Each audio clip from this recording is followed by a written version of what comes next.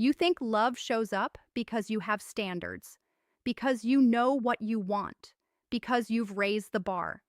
But the truth is darker than that, and once you see it, you can't unsee it. I'm speaking to you as a psychologist, but also as a woman who has watched men repeat the same pattern for decades. You don't attract love from your standards. You attract it from your wounds, from the parts of you that learned to survive long before you learned to choose. Standards are intellectual. Attraction is emotional, and emotion doesn't respond to what you say you want. It responds to what feels familiar to your nervous system. That's why a man can list everything he refuses to tolerate, everything he expects from a partner, everything he believes he deserves, and still end up with the same kind of woman who drains him, dismisses him, or makes him feel unseen. Because his standards live in his mind, but his wounds live in his body. And the body always wins. Your earliest experiences of connection taught you what love costs. Maybe love meant earning approval. Maybe it meant staying quiet. Maybe it meant overgiving so you wouldn't be left. Whatever it was, your system adapted. And adaptation hardens into attraction. So when you meet a woman who activates that old pattern, it doesn't feel dangerous. It feels exciting, magnetic, like chemistry. That pull you call attraction is often just recognition. Your nervous system saying, I know this terrain. This is why logic doesn't save you. You can know better and still choose the same. You can promise yourself never again and still feel pulled back. Because attraction isn't a conscious decision. It's a reflex shaped by unresolved pain. And here's the uncomfortable part most men don't want to hear. If you consistently attract unavailable, critical, chaotic, or emotionally distant women, it's not bad luck. It's not modern dating. It's not women.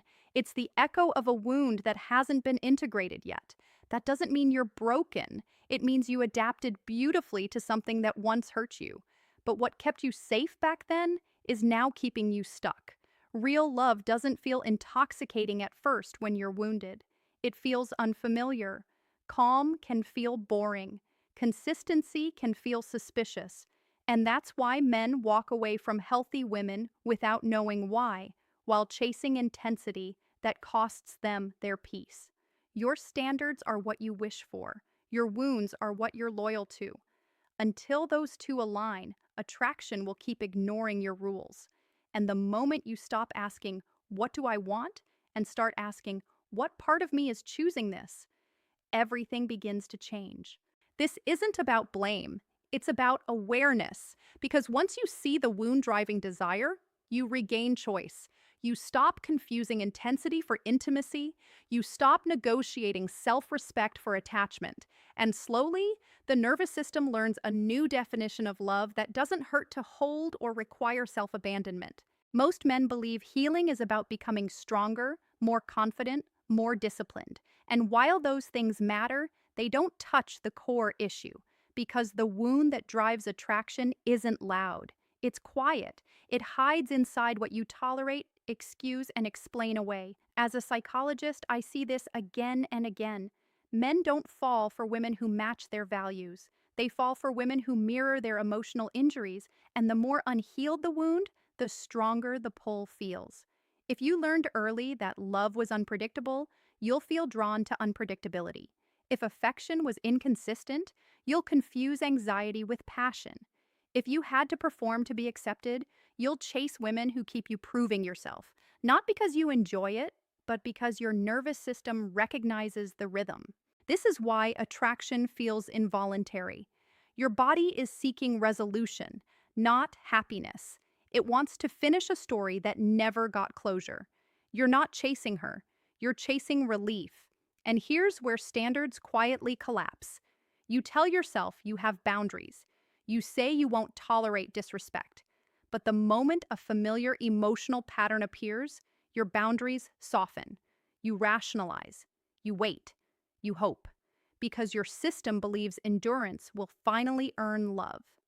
That belief didn't come from dating apps. It came from childhood. Standards without healing become performances. You talk about self-respect, but you abandon yourself the moment attachment is threatened. You say you want peace, but you're bored when there's no emotional spike. You say you want honesty, but you choose people who can't give it. This isn't hypocrisy, it's conditioning. A man who hasn't examined his wounds will keep attracting partners who confirm them, not because he's weak, but because his nervous system is efficient. It's doing what it learned to do, survive closeness by repeating what's known. And here's the part that feels almost cruel. The more you work on external success without internal repair, the stronger the mismatch becomes. You level up your life, your career, your discipline, but your attraction patterns stay the same. So now you're accomplished but still emotionally entangled in dynamics that drain you. Healing begins the moment you stop asking, "Why do I attract this?" and start asking, "What part of me feels at home here?" When you sit with that question honestly, you'll notice something unsettling. The women you can't let go of often activate a younger version of you, a part that learned to wait, endure, or prove. And until that part feels seen and integrated, it will keep reaching for the same outcome in different bodies. This is why real change feels disorienting. When you begin healing, the people you're used to being attracted to lose their charge, and the ones who are good for you don't spark fireworks. They spark calm. At first, calm feels empty, but calm is where real intimacy grows. And until your nervous system learns that, standards alone will never protect you from repeating the same story. There's a moment in every man's life when he realizes that attraction has been leading him, not the other way around. And that realization can feel humiliating because you want to believe you're choosing consciously, that you're in control. But desire doesn't ask for permission. It follows the deepest imprint. What most men call chemistry is often just emotional recognition, a subtle alignment between your wound and hers, two nervous systems locking into a familiar dance. And when that happens, logic goes offline. This is why you can meet a woman who checks every box on paper, treats you well, respects you, and feel nothing, while another woman who destabilizes you pulls you in effortlessly. The pull isn't about compatibility, it's about unresolved emotion. As a woman, I'll tell you something most men never hear. We can feel when a man is choosing us versus when he's being compelled. And compelled desire carries a different energy. It's urgent, anxious, heavy. It asks without asking to be chosen back. Healthy desire is slower. It has edges. It can tolerate uncertainty. When your wounds are in the driver's seat, attraction feels like need. You overinterpret signals. You attach meaning too fast. You feel high when she's close and hollow when she pulls away, and you tell yourself it's passion, but your body is in a stress response. Real attraction doesn't dysregulate you, it grounds you. The shift happens when you stop trying to override desire and start retraining it. That doesn't happen through affirmations or standards lists. It happens through awareness in the moment your body reacts. When your chest tightens, when your thoughts race, when you feel that familiar pull, instead of chasing it, you observe it. You ask yourself, what does this remind me of? Not who, what. A feeling, a dynamic, a role you know too well. And slowly, something changes. The intensity loses its grip. Not because you've become numb, but because your nervous system is learning that love doesn't require activation to be real. Men who do this work often fear they'll lose desire altogether. They won't. Desire recalibrates. It matures. It starts responding to availability, not absence, to consistency, not chaos. This is why emotionally healthy men often seem less reactive, less impressed, less desperate. Not because they care less, but because they're not being pulled by old injuries. And women feel that difference immediately. A man who is no longer chasing emotional resolution becomes magnetic in a quieter way. His presence doesn't demand, it invites. He's not trying to be chosen to heal something. He's choosing from wholeness. That's when attraction stops feeling like a roller coaster and starts feeling like direction, like alignment, like peace that doesn't cost excitement but enhances it. Until then, your wounds will keep choosing for you, and no amount of standards will override a nervous system that's still searching for a past that never resolved. Here is the truth that ends the cycle if you let it land. You don't stop attracting from your wounds by becoming colder, stricter, or more guarded.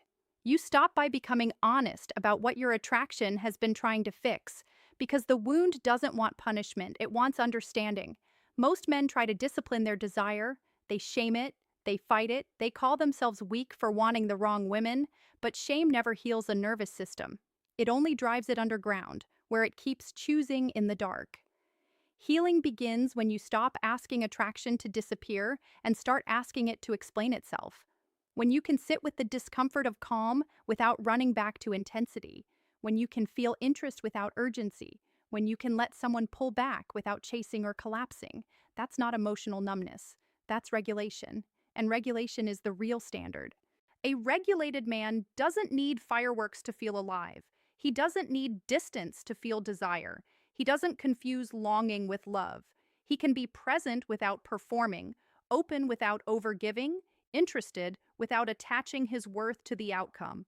This is why healed attraction feels quieter, but deeper. It doesn't hijack your focus. It doesn't make you abandon yourself. It doesn't require you to betray your values to stay connected. When you're no longer led by wounds, your standards finally start working.